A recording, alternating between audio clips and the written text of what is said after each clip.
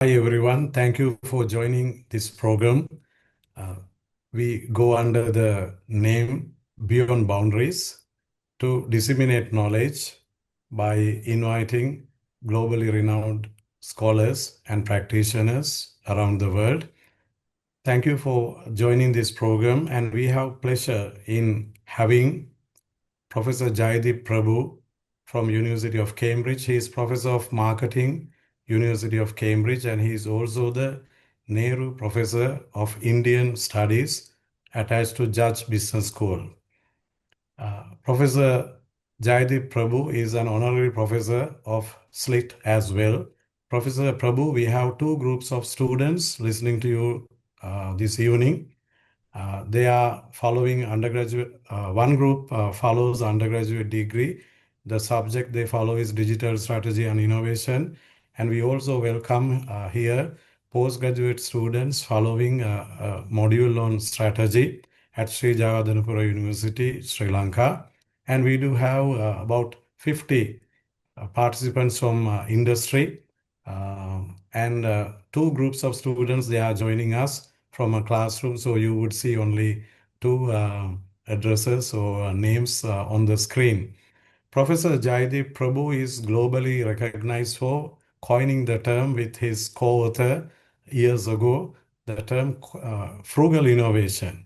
It's doing better with less. Rather than myself talking about frugal innovation, on behalf of the participants here, we have great pleasure in welcoming Professor Jaideep Prabhu.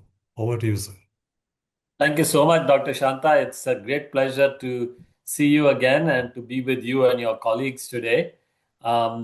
Particularly delighted to be speaking to students. Always love that. Undergraduates, postgraduates, and of course, people from industry. Business school academics depend on such kind of interaction, not only with students, but also people in industry who are actually practicing and developing these concepts all the time. So let me share my screen with you as I have a presentation I would like to do before we get into questions and discussion. So as Dr. Shanta said, my area of interest is innovation, but particularly this idea of frugal innovation. In the first part of my career, I've spent over 30 years now researching innovation. But in the first 15 years or so, I essentially studied innovation as it was done in large Western corporations. But then around 2008 or so, I turned my attention to innovation in emerging economies like India, where I grew up. And when I went to India to study how innovation was done there, I was struck by how the approach seemed very different from the Western corporate approach. First, the Indian innovators I encountered were very frugal, very good at doing more with less, and they were able to overcome the resource constraints in their environment. Second, the mindset was very flexible. There was a lot of lateral thinking and improvisation. And third, they seem to be developing a lot of solutions intended to bring people who are outside the formal economy into the formal economy. And although I studied India, subsequently I realized this was a phenomenon, of course, that many other emerging markets also encounter. So let me give you some examples of what I'm talking about. Now, here is, by way of contrast, what we might regard as an innovation from an affluent society. It's a high-end fridge that you can talk to and will talk back to you through this tablet PC.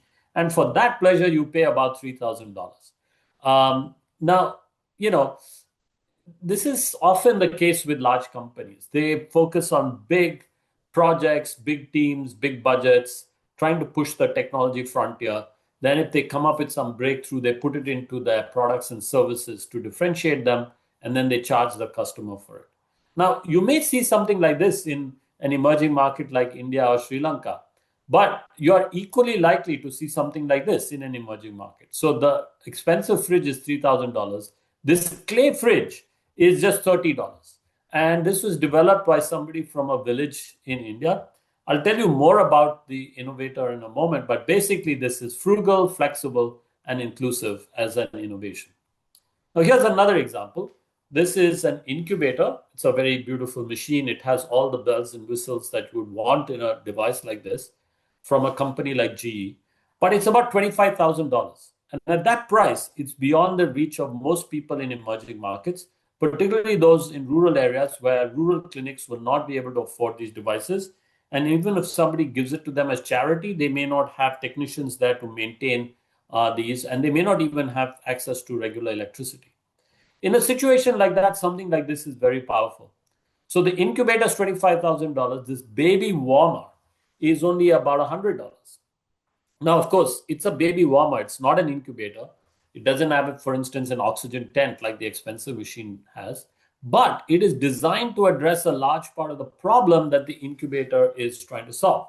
The problem of infant mortality, where if infants are born 1 or 2 weeks prematurely, in some cases, if they don't have something to help them keep their body temperature fixed, they may die or they may be very badly affected. And in that situation, this baby warmer could be very useful. Now, importantly for you, the baby warmer was not developed by some large company. It was actually developed by 4 students at Stanford who were taking a course at Stanford called Design for Extreme Affordability, where the entire purpose of the course was to design a working prototype that is 1/100th the cost of the existing solution to any problem. The students could choose any problem. This particular group chose this problem of infant mortality, and they came up with this baby warmer for that course. After they graduated from Stanford, they went on to test it with mothers and midwives in rural India. They got venture capital backing from Stanford. They tested it in the hospital. They were ready to commercialize it. But at that point, they hit a bit of a wall because they didn't have a sales force. So what they did was they then formed a non-exclusive licensing agreement with GE Healthcare, and GE Healthcare sales force helped them to commercialize it. So like these 2 products I've mentioned, my co-authors and I, we came across scores of such frugal, flexible, inclusive innovations, not only in India, but in many other emerging markets. And in India, when we asked the innovators how they would describe this kind of approach to innovation, they often use this Hindi word jugaad. So my co-authors and I, we wrote a book which we called Jugaad Innovation, and where we define this as the art of overcoming harsh constraints by improvising an effective solution. So, not a perfect solution, but a good enough solution, and importantly, a solution which made the best use of limited resources available in that context. And after we published this book, people from many other parts of the world wrote to tell us that they had something similar in their countries. For instance, the Brazilians told us they had 2 different words to describe this kind of approach. And it was not only emerging market, but also developed countries that do this kind of thing. And I'll talk about that in the second half of my talk. So what we did in the book was look at lots of examples, like some of the ones I've told you about, and then try to identify some underlying principles. And here are the 6 principles we identified. First, these innovators are very good at finding opportunity in adversity. For them, necessity really is the mother of invention. And that's the first starting point. The second point, as I mentioned earlier, is they're very good at doing more with less.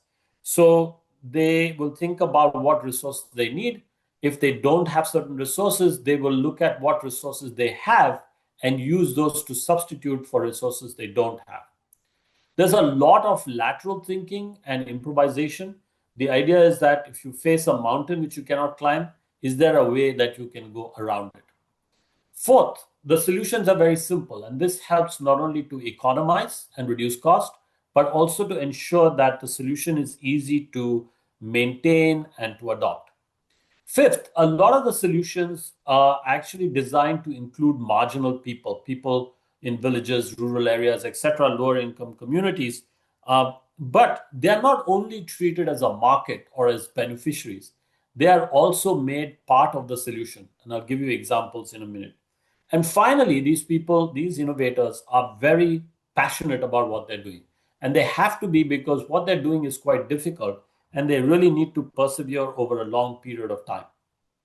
So let me talk about some of the people we cover in our book. And I'll start with Mansukh Bhai. He's the person behind the clay fridge. He comes from a village in the Indian state of Gujarat. He has a high school education. He comes from a family of potters. In 2001, there was a very serious earthquake in his state. A lot of people lost their household possessions, including the clay pots in which they traditionally store water. And he says that one morning he opened the local newspaper shortly after the earthquake, and there was a picture of somebody's clay pot that was broken. And the caption read as a kind of joke, "Poor man's fridge broken." And then he thought about it and he said, why don't I make a poor man's fridge out of clay?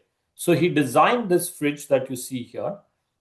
He set up a factory in his village. He trained local women to make this fridge, and he went on to sell them, including on the internet.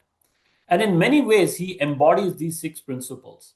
He got his idea from the adversity of the earthquake. He looks around, sees what resources he has, like clay, water, his skills, people in the village, and then he comes up with a solution.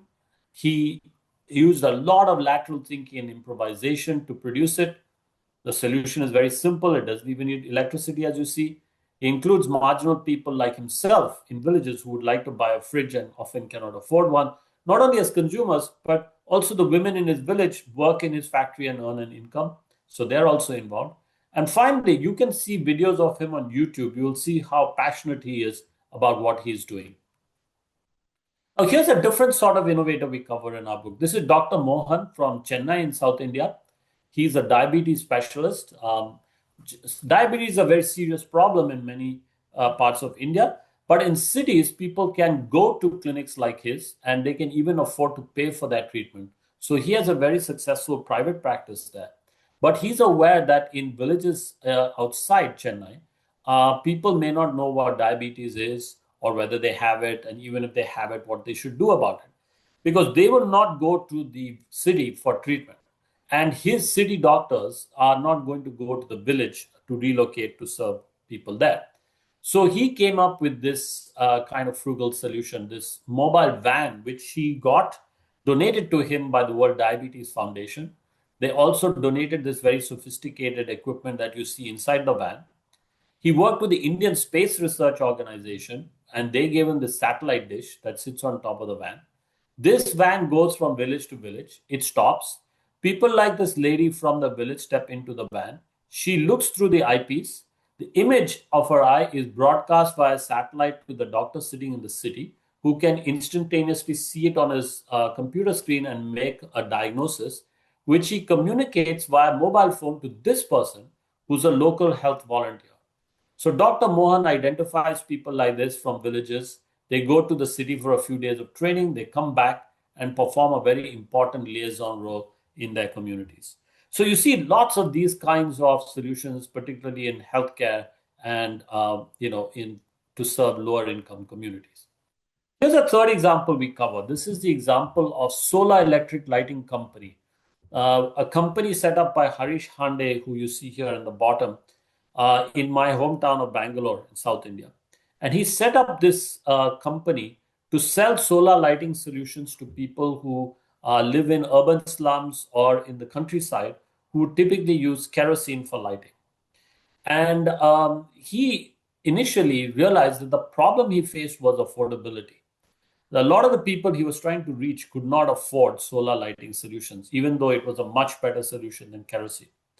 He says, Harish Hande says, the best lesson in life that he learned was from a fruit cart vendor, one of his target customers, who told him that 300 rupees a month for a solar lighting solution was too much, but 10 rupees a day was not. And so he tried to understand this apparent paradox or puzzle. And he realized that a lot of his target customers were in the informal economy, earning and spending money on a daily basis, like the fruit cart vendor. And people like that may have, let's say, 10 rupees spare cash at the end of the day with which they might buy kerosene. They don't have bank accounts, they can't take loans, etc. So he realized that he would have to design a solution for them at 10 rupees a day in cash. So with that insight, he then began to devise his solution. And it's not so much a product or a technology solution as a business model solution. So what does he do? he identifies people like this who are from the communities that he's trying to serve. He trains them to maintain the batteries, panels, and lights. Often, people like this themselves may not have had bank accounts when he got started in the 2000s. So, Harish Hande worked with a bank to give people like that loans, which he would guarantee for 6 months. With the loan, this person would set up shop like you see here. He would buy batteries, panels, and lights.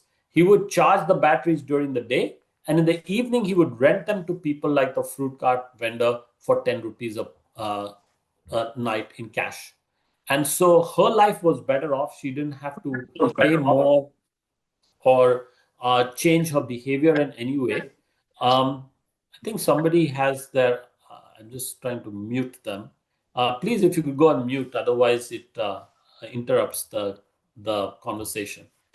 So anyway, he then was able to, this person would then offer the solution for 10 rupees to that lady. Her life is better off. She was able to do more work and earn more money. But his life is also better off because after 6 months, he has a credit history and he's in the banking system. So you see a lot of these kinds of solutions. I'm sure you have many like this in Sri Lanka. I remember visiting in 2018 and seeing a lot of these kinds of solutions. So we see a lot of these kinds of social enterprises. But often the challenge is they fail to scale. And this is where large companies come in. For instance, GE, which has its largest R&D center in the world in Bangalore, they set up this very large center, 4,500 engineers and scientists in Bangalore, working on all kinds of products, including medical devices. But they realized that a lot of the devices they were trying to sell in India were too expensive, even for the city hospitals. Like ECG machines, for instance, were very big, bulky, very expensive. And a lot of the people, as we were discussing, are in rural areas, and the clinics are there. And the doctors usually go on a day trip to the rural clinic. So the ECG machines for the rural clinics couldn't be huge immobile objects. They had to be small portable objects that would fit in a doctor's bag and run on batteries and also be very affordable. So they realized it would have to look like this device that you see on the screen. But they went one step further and they said, okay, when we develop this device, let's not do it the way we typically do it, which is very expensive and takes time. Let us copy our Chinese and Indian competitors and let's do jugaad or frugal innovation. So, for instance, we know that this device will need some kind of printer. Why don't we use off-the-shelf components like bus ticket printers have? We'll just use those components. We'll even use the paper they use. That will be cheaper and quicker. We know that we need a keypad. We can modify telephone keypads. So again, we'll just take off-the-shelf components. So they did this with all kinds of components off the shelf. They cut and paste them, applied a quality control standard, and were able to come up with a device faster, better, and cheaper. This was very successful in India. They tried the same thing in China, very successful there. And then they got FDA approval to do this in the US. Now, some of you may be too young to remember, but this device dominated, and Nokia dominated emerging markets in the 90s and 2000s. Nokia explicitly focused on people who are in urban slums in places like Brazil or in Ghana or in India and so on. And they went and noticed that in the late 90s, people in the slums who had lower incomes were still buying very expensive at that time mobile phones. And when they bought it, they would cover it in plastic to protect it from dust. And also because they didn't have lights set in their homes at night, they would use the very weak light in the phone to see their way in the dark. So Nokia took these insights and came up with this device that was very affordable and also had these key features of a dust-proof keypad and a built-in torch. And that made this device hugely successful and sold millions around the world, including to people in remote areas of Africa and Asia and so on. And so in 2007, then Vodafone introduced a service in Kenya to enable a lady like this from a village in Kenya to use her basic phone not only to call her son and talk to him, but also to ask him to send money home in an emergency, which he could do by using this service M-Pesa, which what he would do is simply text her, like a text message, some money as e-float. She would receive that into her phone, and then she could go to the neighboring corner shop, which was the M-Pesa agent, and text him a bit of that and get cash instead. So this became money transfer, mobile payments, and this was done in a very frugal way because they didn't have to create any new assets. They just used what was already there. People already had mobile phones, they were used to texting, and they had corner shops. And in that way, they created a very successful service that went on to reach, again, millions of people. More than 20 million people in Kenya alone use this service, and it has spread to many other countries. And once you have people who can make these kinds of micro payments simply using their phone instead of cash, that problem that Harish Hande has in India selling solar lighting solutions of 300 rupees a month is too much, 10 rupees a day is not, is solved in places like Kenya with M-Pesa, because you can now sell them this mobile, solar lighting kit to this lady in the village. It can be set up in a hut. She may not be able to take a bank loan. She may not be able to pay the upfront cost off at once, but she could pay it off in micro payments, like weekly micro payments using M-Pesa. This helps her, but it also helps the company because they don't have to send somebody to the village every week to collect the payment. So you see these very interesting solutions to do more and better with less, to reach large numbers of relatively lower income communities very affordably, and not just by using technology or with products, but coming up with a business model that makes this work. Now, I've told you a lot about emerging markets and that book that we wrote out many years ago. It came out in 2012, Jugaad. That was specifically about emerging markets. But after that book came out, we realized there was a lot of interest in this idea of frugal innovation in the West for the West. And so we started to look at that, my co author and I. And we realized that in Western economies, this idea of frugal innovation was being driven by a group of consumers we call prosumers. These are not just passive recipients of products and services from companies.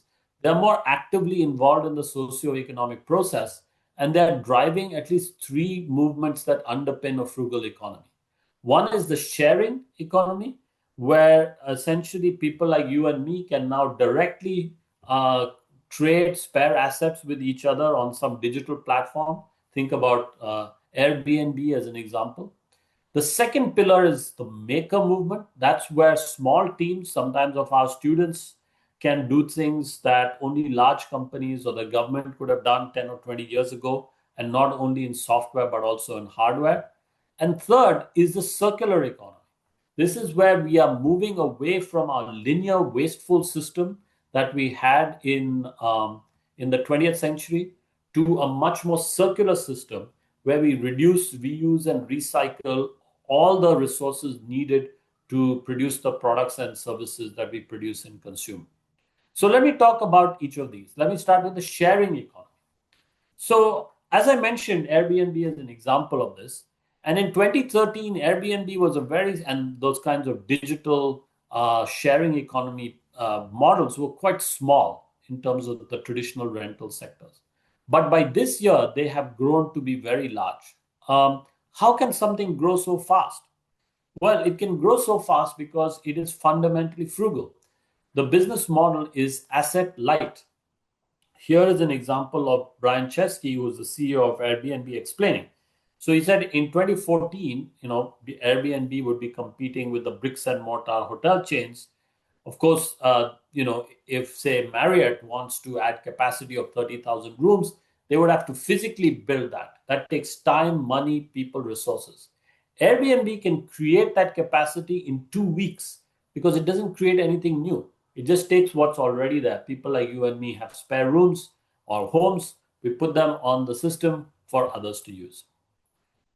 Now, the maker movement, I think this is probably the one that's most relevant for you because you, in your student teams, not just companies, can now do amazing things.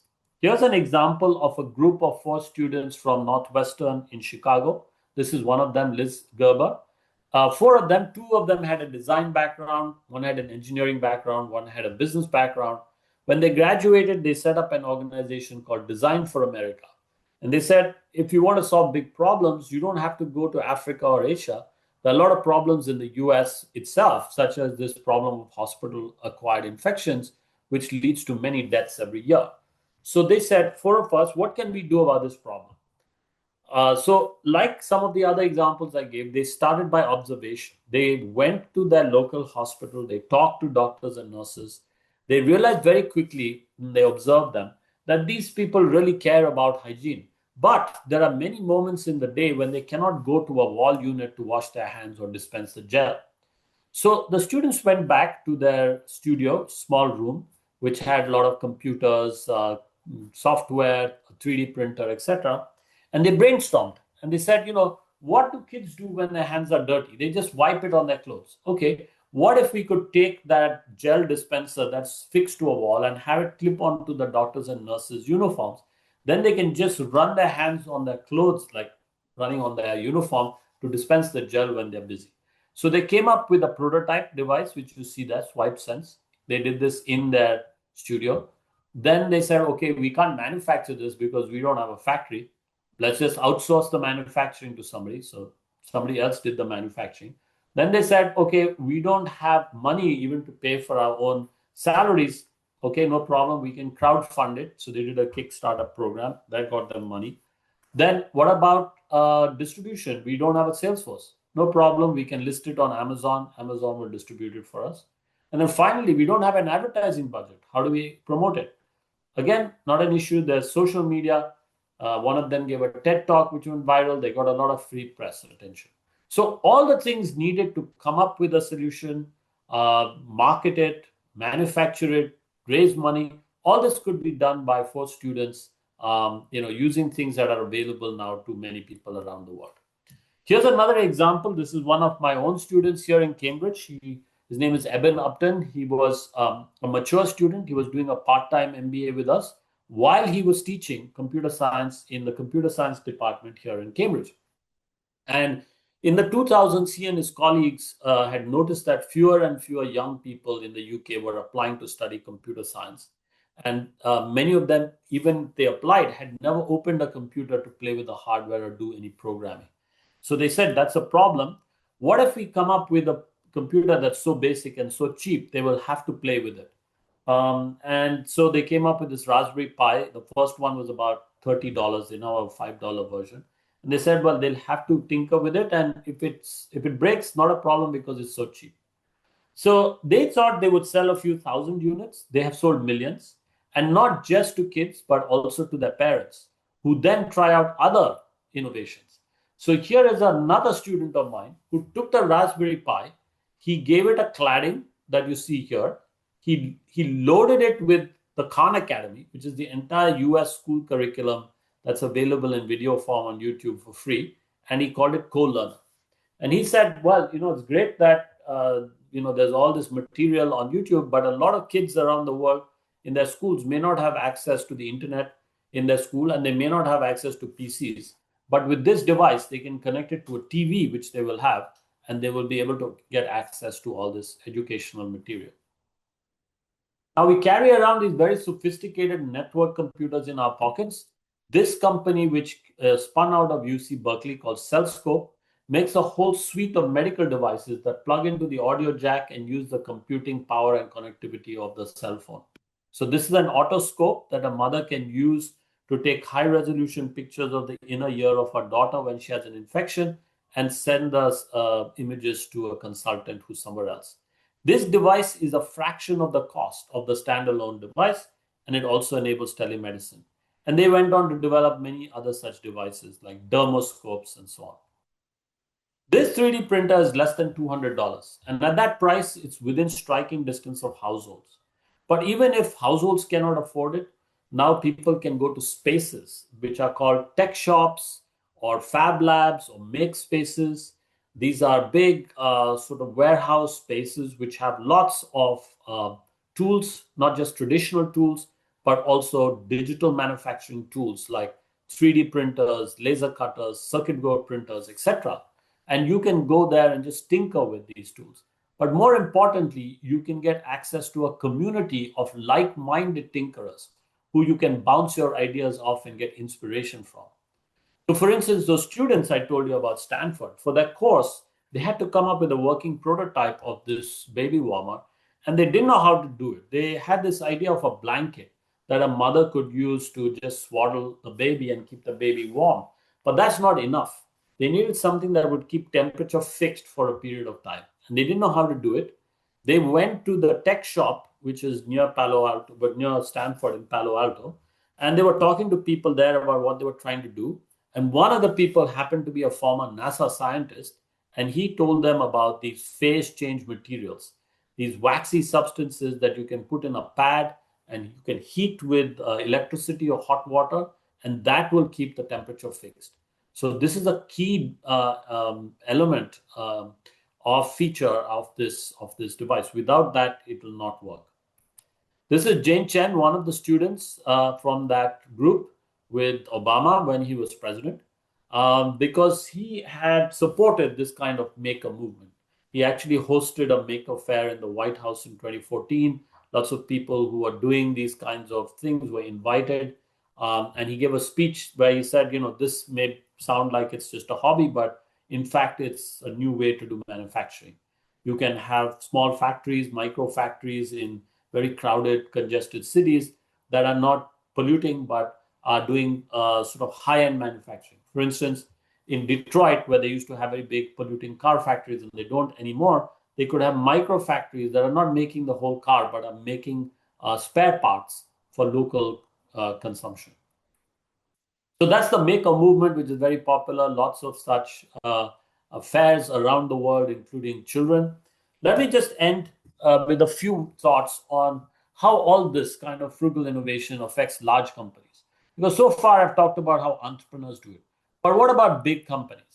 So my co-author and I, we wrote a follow-up book, which came out in 2015, which we call Frugal Innovation, which was specifically about how large Western companies were applying these principles alongside their more traditional R&D-led approach. And again, we did the same thing. We looked at lots of cases of large companies in different sectors doing this kind of frugal innovation, and we identified 6 principles. But I'm not going to go through all of them. I'll just emphasize a few.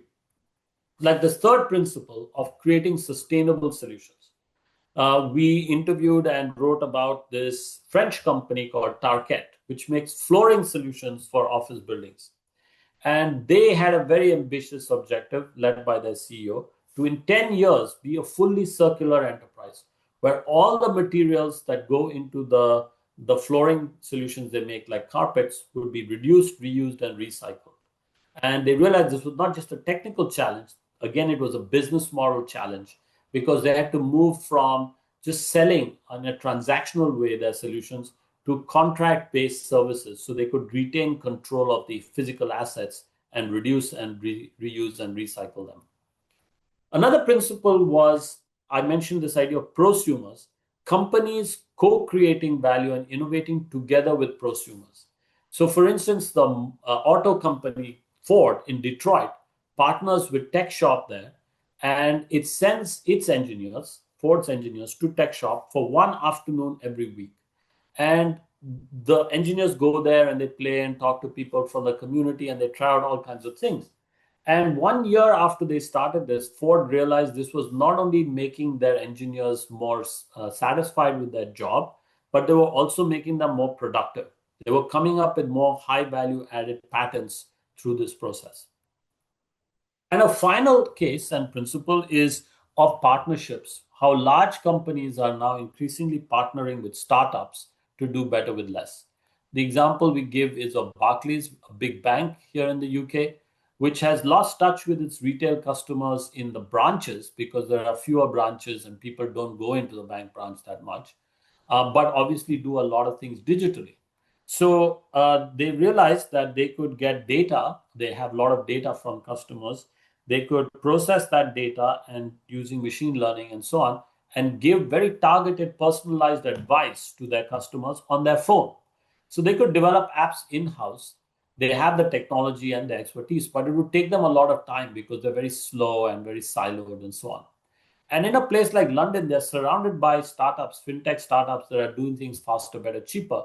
So they decided to just partner with them. They have created an accelerator where they get a company called Techstars to manage it. This company identifies 10 fintech companies to house there for 13 weeks. During that time, the companies are improving their business model, but they are mentored by people from the main bank. And again, this helps the startups to learn about banking, but it also helps people from the bank to learn about technology. And at the end of this 13 weeks, those startups pitch to a Barclays team, which then makes a decision on whether to invest in them or to move past them on to someone else. So let me conclude by saying that large organizations often struggle to do frugal innovation. They've struggled to do more with less because they have budgets. They struggle to be agile because they have a lot of structures. They struggle to include excluded groups. But we saw that there's some ways they can overcome these things. They can give their employees time and space to experiment, like Ford is doing with Tech Shop, or they can engage with agile entrepreneurs like Barclays is doing with fintech startups, or they can get this emerging market mindset by going there, like Nokia did or GE has done.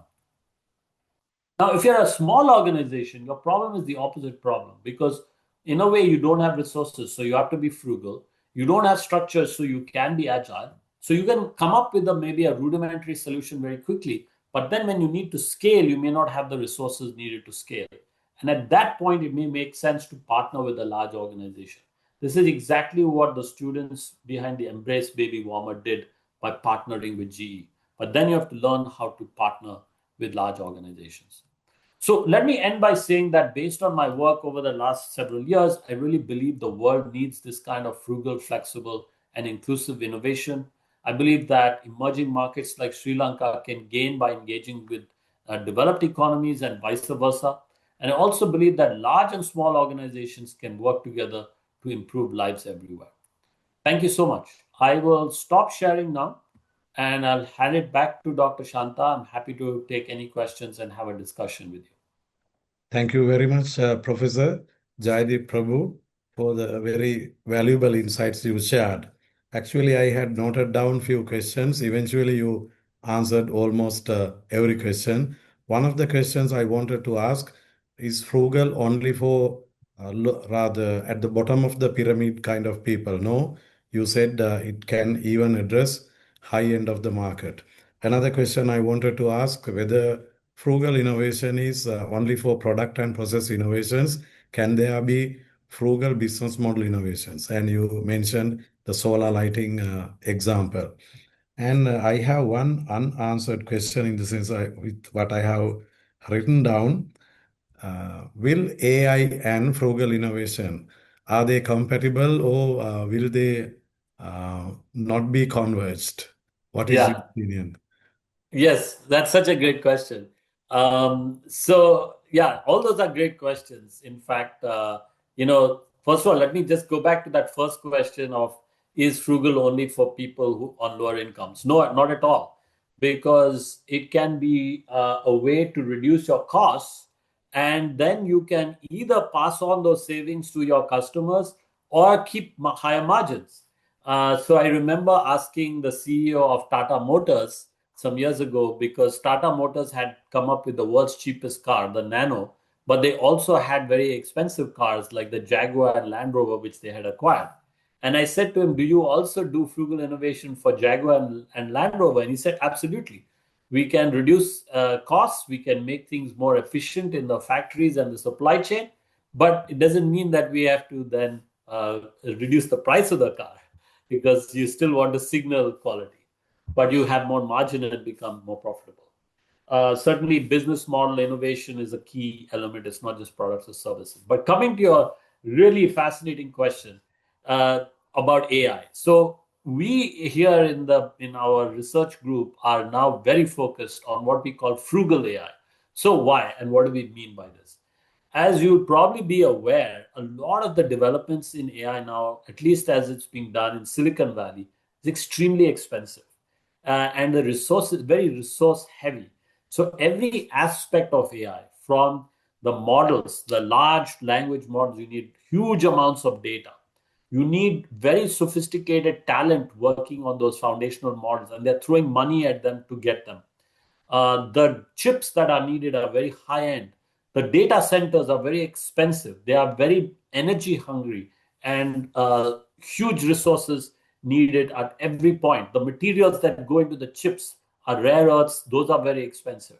So, if these kinds of billions of dollars are getting spent on AI, the only conclusion is that we, the consumers, will end up paying for it at some point. If not today, then tomorrow, right? And that will mean that it will shut out a lot of people who cannot afford these.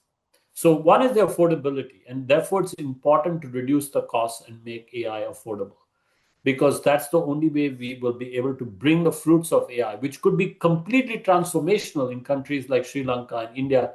We could have a universal franchise in terms of education, primary education. Every kid could get access to a personal tutor in their language, in voice on their phone.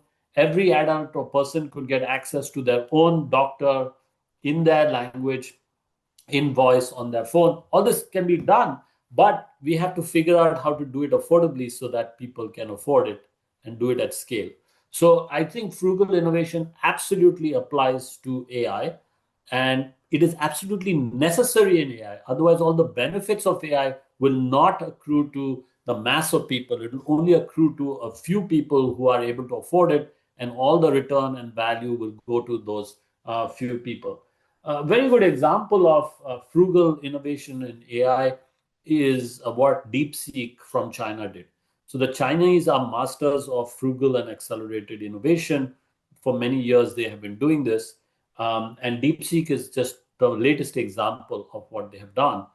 Basically, they were denied access to the high-end chips because of US sanctions. So they figured out how to do this not by focusing so much on the hardware, because they didn't have the sophisticated chips, but by focusing much more on the software and the programming, and focusing their attention on parts of the modeling where they could make the most efficiency gains. So it was much more targeted programming, and much more strategic. They focused on software, and they focused on where they had the resources. So they have a lot of talent. So they threw talent at this challenge. So, I think a lot of emerging markets can learn from China. If you think about companies like Huawei, who started off very affordably and then became very competitive and then became very innovative. You think of Haier in appliances, they did the same thing. You think about Lenovo, you think about Xiaomi. So there are any number of these Chinese companies that are doing frugal innovation as well, including in high-tech areas like AI. Thank you, Professor. Now, in the audience, we do have entrepreneurs, award-winning entrepreneurs, and many chief technology officers from leading companies and even from startups. Now it's your time to ask a few questions. We can, I guess, continue for another 15 minutes roughly.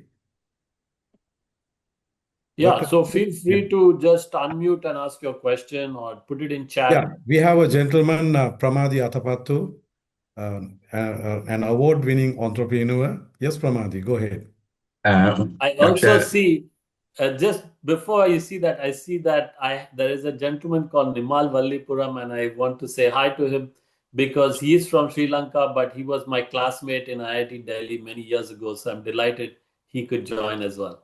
Hi, Nimal. Hi, Professor Prabhu. I think I'll let Pramadi ask a question. I'll come back with a question Yeah, to one of the sure. things you said. Thank you, and it's a lovely, lovely presentation as always. Thank you. Thanks, Nimal. Thank you, Dr. Shanta, and thank you, Professor. I think it was a very short time, but we barely knew that the time had actually flown past with the content. My question is like very straightforward, Professor. I think what we need here in Sri Lanka is I started two startups here in Sri Lanka. I created one from ground up, which was a medical technology company, then created an exit, then I started the second company, it's an education technology company. And I know how difficult it is to to build it from ground level. I've been in the space for nearly 13 years. So just a very interesting point that you brought up, Professor, is that is to have the industry come on board and then assist small entities, which is like a tinker shop. Yeah. That is a very interesting concept that I never seen in the country, and I've been to some other countries also, but never seen there. Professor, would it be possible to uh, down the line, if myself, Dr. Shanta, and a team get together and bring it, would you be kind to assist on bringing in some partners from your side and then Yeah. doing something, please? Yeah, absolutely. So first of all, I think, there may be such shops in Sri Lanka because when I visited in 2018, I was invited by the Ceylon Chamber of Commerce. They were celebrating the 150th anniversary, and they did show me in Colombo many spaces where companies gather. But perhaps it's not quite what you are looking for, which is these thinker shops, maker spaces. So very happy to help with it. I think you might want to check out something called the Fab Lab Foundation. So FABLAB Foundation. Fab Lab is a bit of a pun on fabrication lab. It was started by a professor at MIT, and now it's a global network of over 1,000 such Fab Labs.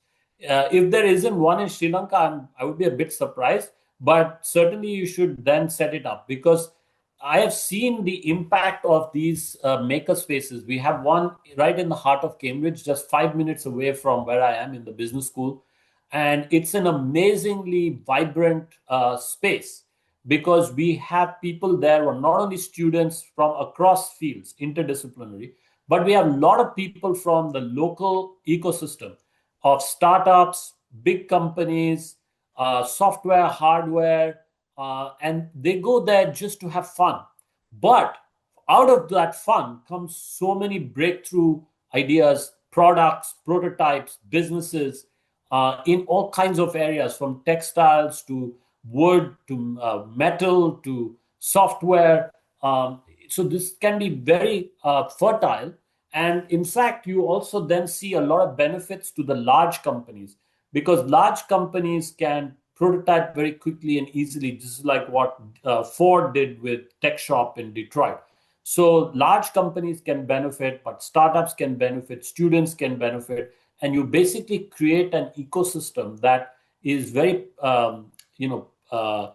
vibrant and is producing lots of ideas, some of which will fail, but then people get support also to commercialize their prototypes and create new businesses. So I will be very happy to help with it because I think this kind of maker movement is a very different type of approach to innovation. It's much more ground up, and nowadays there are so many tools, including AI, to help small teams achieve amazing things. Thank you, Professor. We will reach you. Working with entrepreneurs is very easy. Pramadi I'm sure, will set up a Fab Lab branch here. We'll reach them through you. Thank you. Next question, Dr. Visura, you had a question? Please go ahead. Yes, Dr. Shanta. So thank you so much, first of all, Professor Prabhu, for the session. It was really interesting. In fact, it was the first time that I'm discussing about hearing about frugal innovation. So listening to this, I was just thinking now, when it comes to frugal innovation, that there could be a lot of cannibalization that's happening in the market. So do you think that there could be any, like I'm talking about the limitations again, any political threats, any because we're talking about the emerging markets again. The markets are not perfect. There could be a lot of pressure that is coming formally as well as informally in businesses. And if you have especially a startup, there could be the thugs are there, a lot of different people. So there could be things like that. Have you experienced to study anything in that line particularly? No, this is a great question, Vizura. Very good question. So if you take a company like GE, for instance, I mentioned how they came up with this ECG machine for India and China, and then they got FDA approval. That machine is much, much cheaper than the machines that they traditionally sell in Western countries to the large hospitals. And they were very concerned about the cannibalization issue because they would be undercutting their own margins. And their own divisions would then resist it in the US and in Western Europe. So what they realized was they would have to differentiated from their high-end machines. So they found that this could be targeted for a very different use, not in the hospitals, but in the curbside emergencies.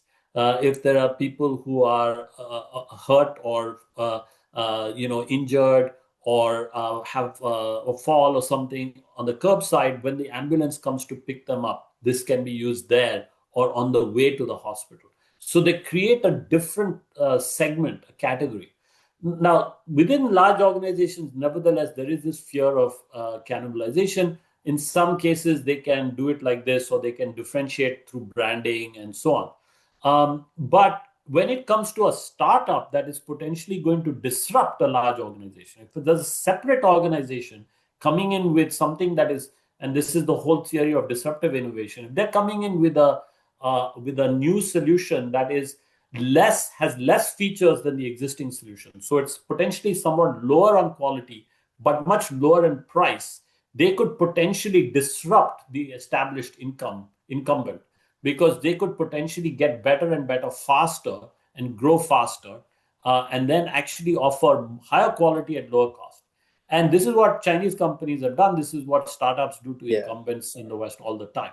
And that, you would argue, is a good thing for an economy to stay vibrant and to keep the incumbents honest.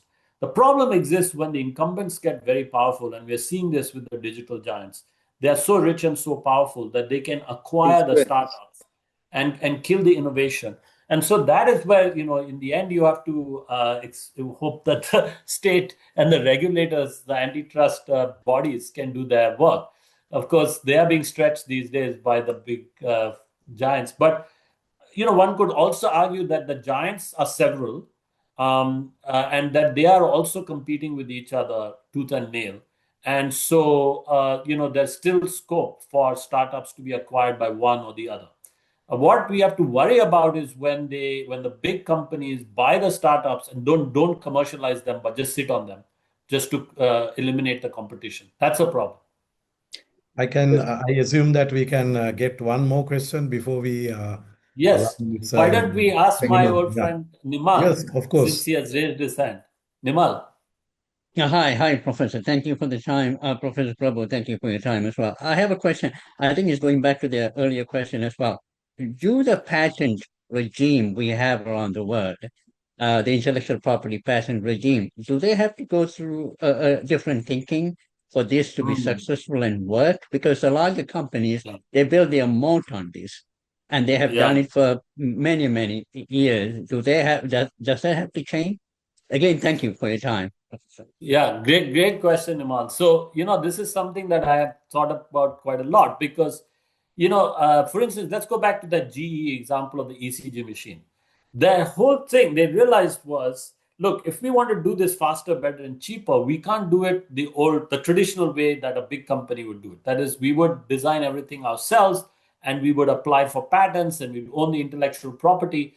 That's not how our competitors in India and China are doing it. The competitors were doing this off-the-shelf cut and paste job, right? So the competitors, to save on time and money, would take off-the-shelf components where the IP had expired and then use that. And so GE learned how to do that themselves. So my take on this is that IP gets in the way of doing things faster, better, and cheaper. Both if there is IP that you have to then pay for or whatever, or if you want to create IP. Rather, how you get your competitive advantage is by doing something better, but doing it faster and cheaper, and you have to keep doing it. So you don't rely on patents to give you that monopoly position. You rely on your ability to do things faster and better to give you a temporary monopoly. So that's my take. But it's a tricky one, because the whole point of IP is to give people incentives to innovate. No, just to go back to your point, you made an excellent point. DeepSeek worked because it was an open source model. Had it been a closed source model, it wouldn't have worked. That was a completely open source model. That's how it worked. Again, thank you. Thank you as always. Thank you. That's a great observation. That's a great observation. And open source is a great example as well. And, again, DeepSeek, by making it open source, also potentially brings on board many other people who will from other countries like Sri Lanka and India, who can then use the open source, adapt it to local languages and local situation, create applications. And so rather than a proprietary model, because if you have a proprietary model, then you are dependent on the people who have the IP. And this is something that a lot of now, not just companies, but countries are balking at. They're worried about where the data of their citizens is going and who has control over it. And so there is this whole sovereign AI movement. And ideally, countries would like to have their own proprietary AI, but that could be very expensive to do. So rather than be dependent on somebody else and try to piggyback, rather than try and do it yourself, which can be very expensive, you can adapt open source options like DeepSeek and adapt them to your local context. Thank you Could very we much, have one Professor. of our class? Thank Go you very ahead. much, Professor. We have come to the last minute of the program. We should be able to release you. Thank you very much for sparing your valuable time. We know how busy you are, but please keep few days free next year during this time. Myself and most probably Pramadi